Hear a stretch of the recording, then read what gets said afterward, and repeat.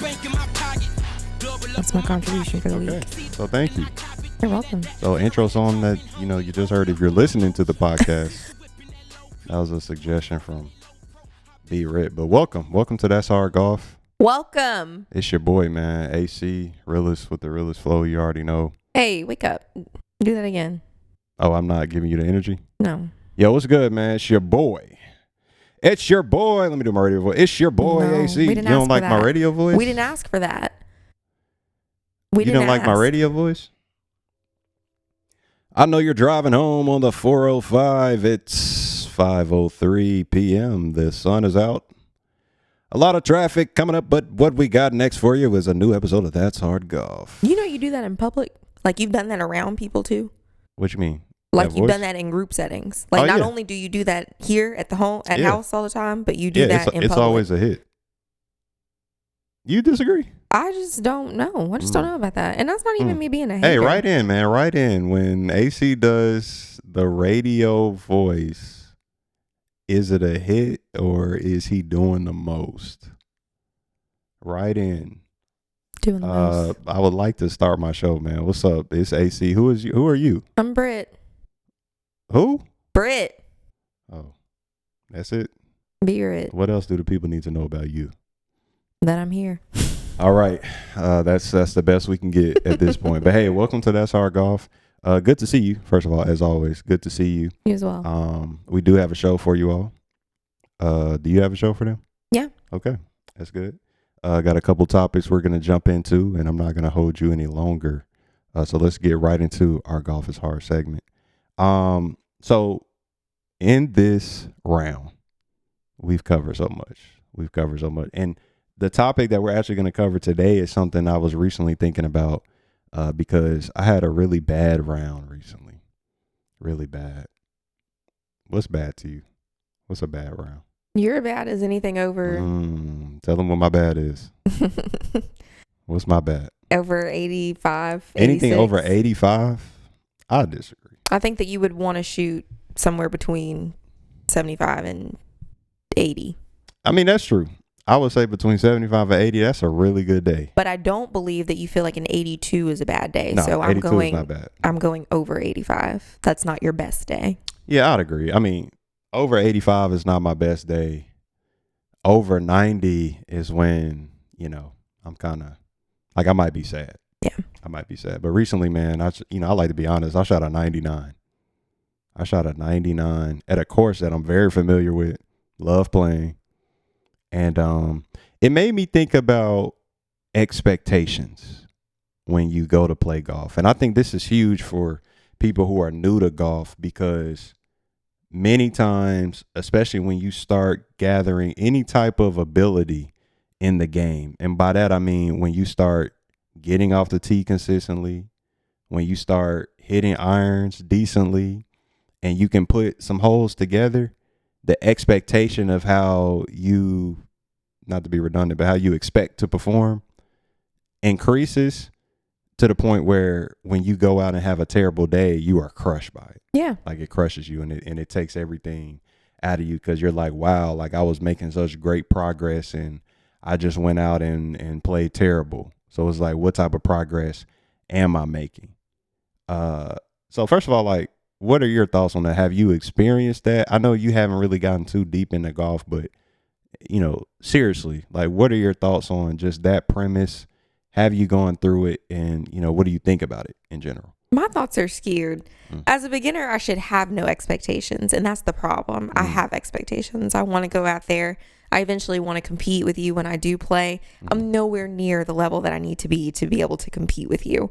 So I may not be the right person to ask. I feel like as a beginner, you probably should go in with no expectations. Just try to make contact consistently and keep the ball moving forward. And then that's a good day. Yeah. But, I'm out there I'm upset if I get a bogey. I'm upset if I see, but you say you're not the right one to ask, but I feel like how you feel is how most new golfers feel. I can't. No, that's how they feel, bro. I can't imagine that because that's so warped. Like that's delusional. It's delusional to think like that. Is it not? That's like someone starting to trying to run a mile or trying to run a 5K and you ain't ran a mile. Like that's delusional. No, but it's like, you know, I want you to run a 5K and you've ran a mile, like you've kind of maybe struggled to run 3 miles, but you actually ran the 3 miles, and then you go out one day and you can't even run a mile.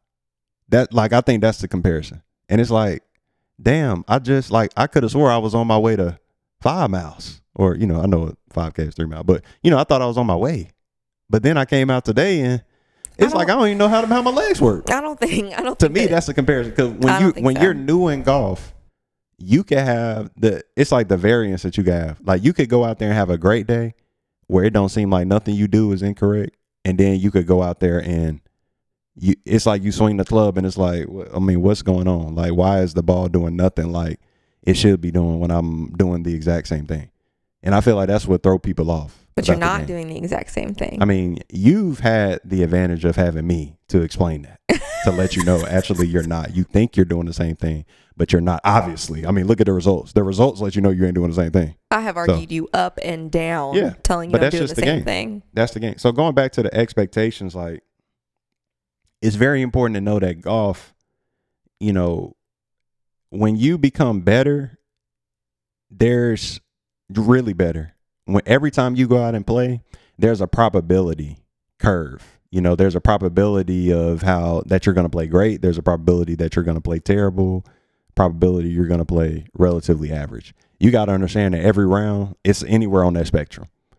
Now, a player like me, you know, I'm currently a 8.5 handicap. When I go out, I cannot have the expectation that I will not play bad. I know on more days than not, I'm going to play decent. Right. And then I'm going to have certain days where I play exceptional.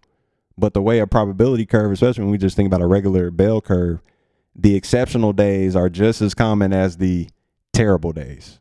You know, so for every 75 or 76 I shoot, it's going to be some 90s in there likely too. Like when we think about over a span of, like, for example, 20 rounds. Which your handicap based on. So if you're new to the game and, you know, you've been improving, you go out there and you shoot 100. Let's say you go out there, you shoot 100. You like, wow, I did it. I shot 100. A lot of people think, okay, the next round, I need to shoot 98. It's like, no, like, if you've just shot your best round, we're trying to bring your average up. You know what I mean? Or down in this case. Like, we're trying to shift your average. So the mindset should be, okay, I shot 100. Let me do it again. No, the next round should be like, okay, let's break 110. If we be honest, like, let's see, because if I normally shoot 112 and today I shoot 100, the next round you need to be just trying to beat 112 again. Like, honestly, like, that should be your expectation. Because when you go out there and shoot 115, you're gonna be crushed. If you expecting to shoot 100 again, you're gonna be like, man, I'm way off. It's like if I go shoot 75, my next round I cannot be thinking I'm about to shoot 73. I maintain expectation to say, hey, the goal today is to, and it's always unreasonable. It's always unreasonable. I ain't never trying to do nothing that, even though I've done it before, that's not what I'm trying to do. Right now, my goal is always break 80. Like, when I step on the first tee, I would like to break 80, you know, and I shift goals too. That's another thing. I feel like people set a goal at the beginning of the round, then they have 3 bad holes and they be like, oh, the round's gone. It's going to, like, I'm not going to hit my goal. And me, I just changed the goal. It's like, all right, was a break 80. I see I'm a little off today. Now the goal is to break 90, you know, stuff like that. But I say all this to say, like, when it comes to golf and when it comes to setting expectations, very important to know that it's, you know, you need to be very realistic about the expectations you set. You need to also, just in terms of keeping a positive mindset, you need to just be thankful you out there. That's another thing. I try to be thankful. I'm thankful for the game, that we can actually wake up and go and play the game, because I think it is a game of privilege. And yeah, because otherwise, if you let your expectations take over, you're going to exit the game, like somebody I know has done. Yeah. And continues to do. Yeah. And I think it's because your expectations probably are just a little too high, and you can't just relax and just, you know, hey, I had a bad hole, but truly move forward. It's hard. Or, hey, I had a bad shot, but let me truly move forward. It builds character. I mean, it's the resilience piece. And yeah, feel like you continually work on that, as you go throughout life. Yeah. It's hard. Golf will teach you that, I admit. Look, the biggest parallel to life. But that's when my clubs are downstairs, not in my car. Terrible. Terrible. Other than expectations, I did just want to talk about how, I've had some really cool opportunities recently to play some private courses. And we've kind of talked about this on the show. Most of us will play public courses, those that are open to the public. You set a tee time, you pay you money, you go play. Then there are certain courses that are private that you have to be a member of and have a membership. But, I've been invited to play a couple private courses in the area. And I must say, wow, it is much different from some of the day-to-day courses that I'm playing. Conditions are much better. Typically, they're not as busy, so not packed. A big thing I like is the service has been good. Because a lot of these local courses, they be treating you like you should be happy to be there. They treat you like, look, we gonna get you out when we can. We don't give us no flack.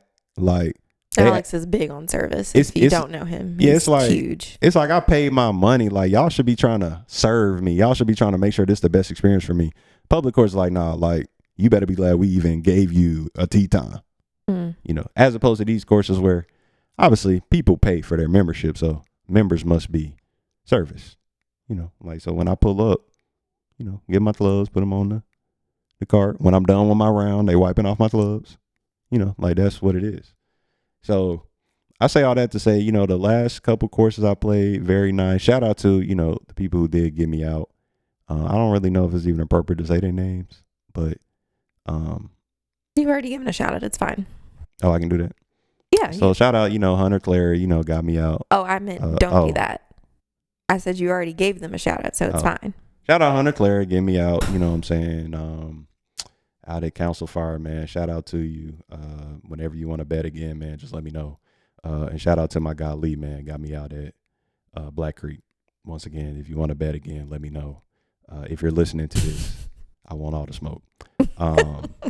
So yeah, but no, it was really cool, and it was affirmation that I need to get my money up. I need to get my money up, and me and you need to have more discussion about how we allocate our budget, because I feel like allocating in a golf membership budget is good for both of us. Now, please explain that. Yeah, so it will increase my happiness, which ultimately lifts our family. It lifts us. If I'm content, then we're gonna be fine. It's when I'm not in a good mode that I tend to notice that our family starts to suffer a little bit. So our family suffers when you're not in that's what you don't agree? So all the years that you've played public courses. Yeah. You've been living just fine. I'm saying when I'm in a good mood, things get better. So, and I'm sure that if you played public courses and consistently shot in the 70s, you'd be in just as fine of a mood. Nah. Then I have to go private because I'm too good to be on a public course. You know what I mean? Just too good for that. I can't even be out there with y'all no more. All right. Next.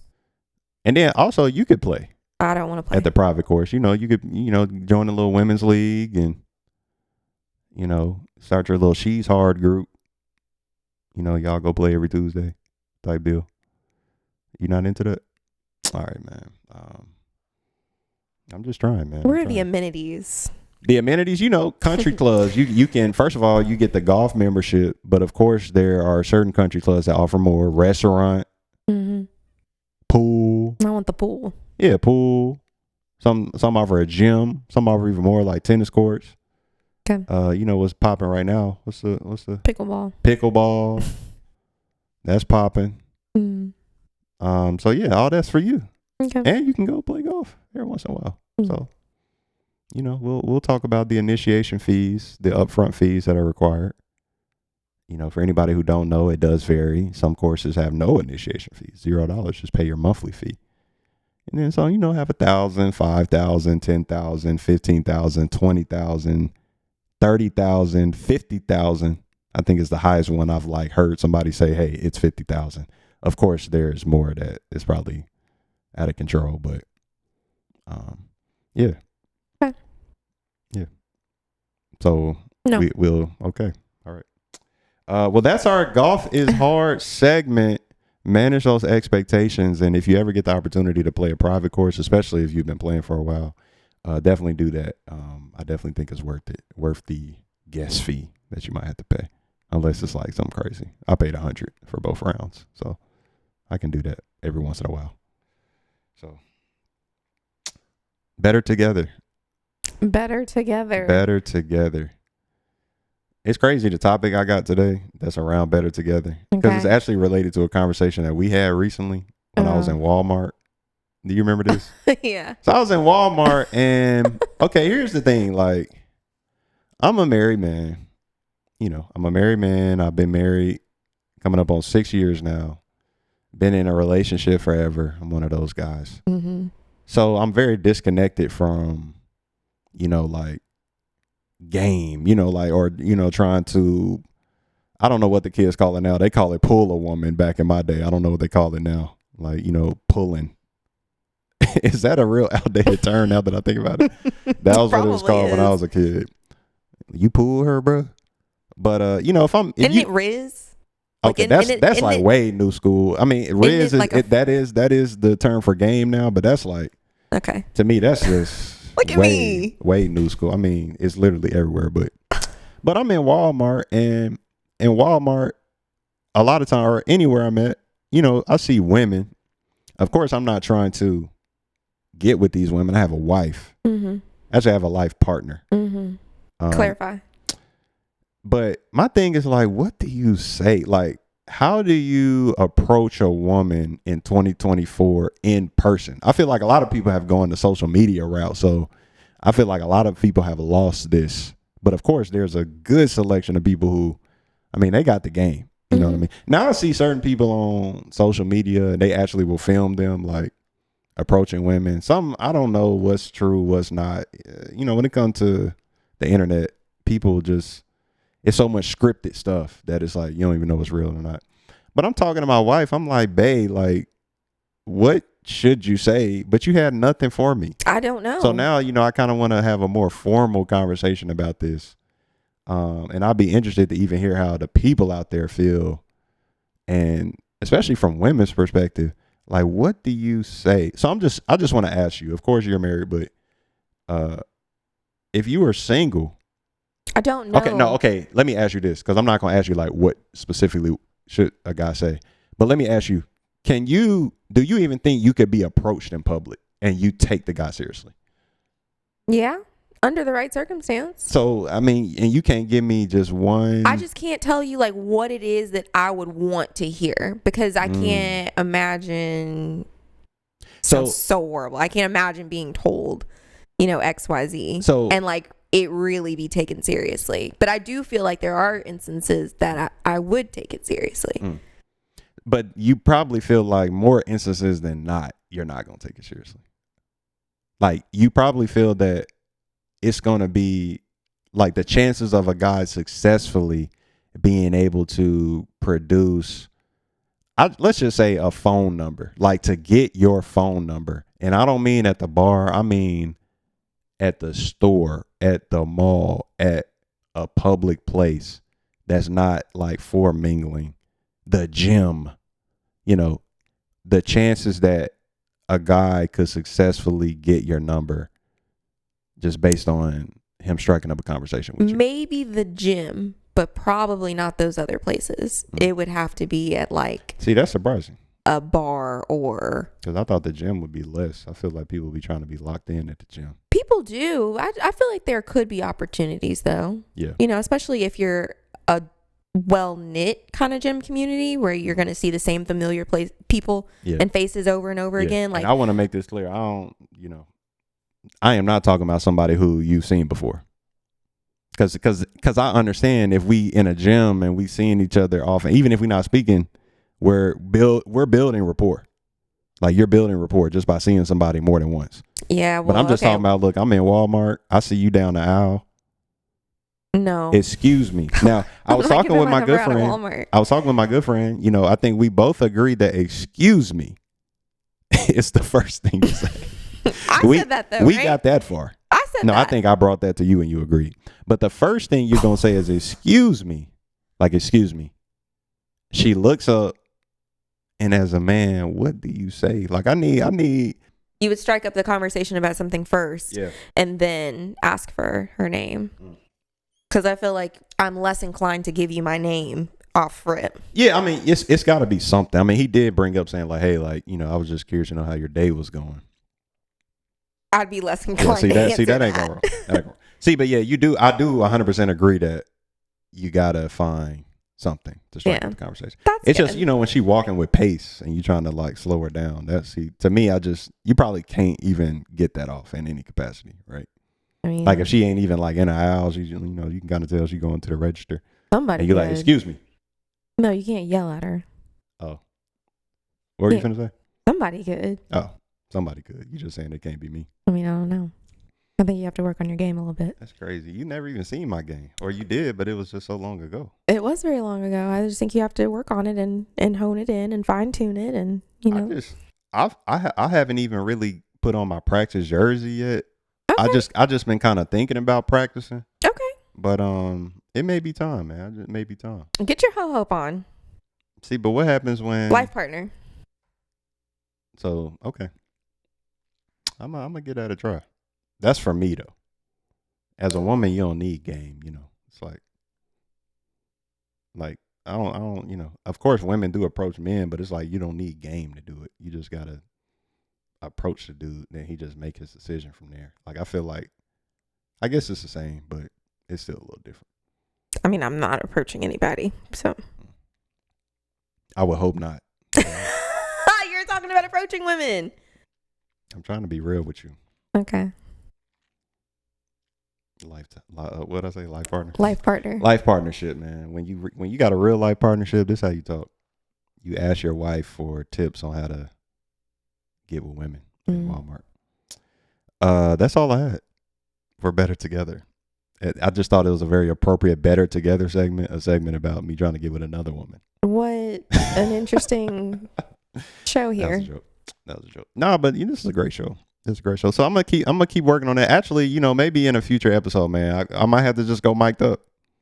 You could be in the cut with a camera. I hate seeing videos like that. See, but like I was telling you, I see people online and I don't be knowing if it's real. See, mine gonna be real. It doesn't matter. Like I just don't even understand the point of that. You want to know what it's for? To show men that this is how you do it.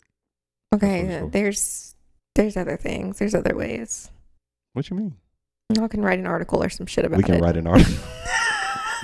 Nah, man, you got to see it live in action. Live in action. I mean, did y'all not watch How to Lose a Guy in 10 Days? Like, just write something step by step.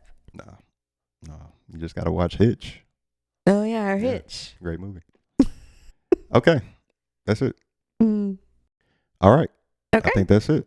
Okay. So appreciate you. Thank you. Joining me. When we getting out?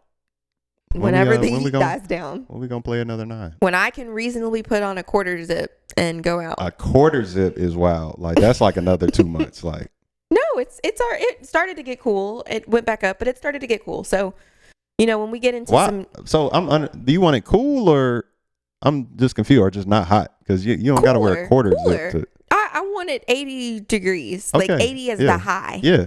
Like a high 80 is the high and sunny and nice, not wet, not rainy. Like because you don't need a quarter zip for that. But I'm following you. Okay, so hopefully September. Yeah, late September. Yeah, hopefully.